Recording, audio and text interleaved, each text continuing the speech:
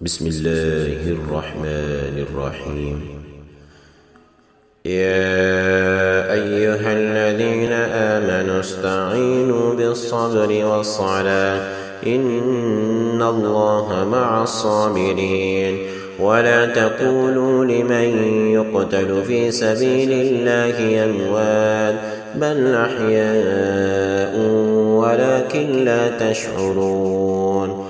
ولنبلونكم بشيء من الخوف والجوع ونقص من الأموال والأنفس والثمرات وبشر الصابرين الذين إذا أصابتهم مصيبة قالوا إنا لله وإنا إليه راجعون.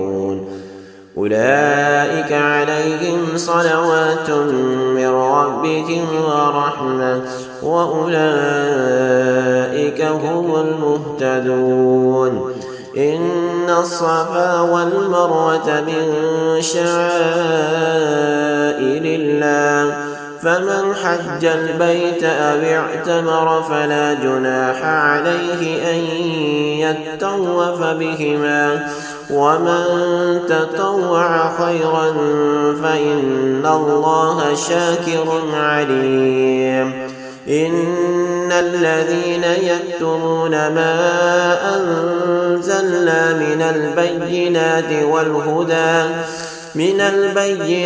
والهدى من بعد ما بيناه للناس في الكتاب أولئك يلعنهم الله ويلعنهم اللاعنون إلا الذين تابوا وأصلحوا وبينوا فأولئك أتوب عليهم وأنا التواب الرحيم.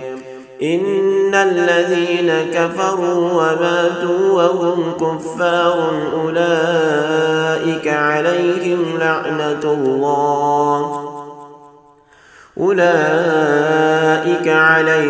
لعنة الله والملائكة والناس أجمعين خالدين فيها لا يخفف عنهم العذاب ولا هم ينظرون.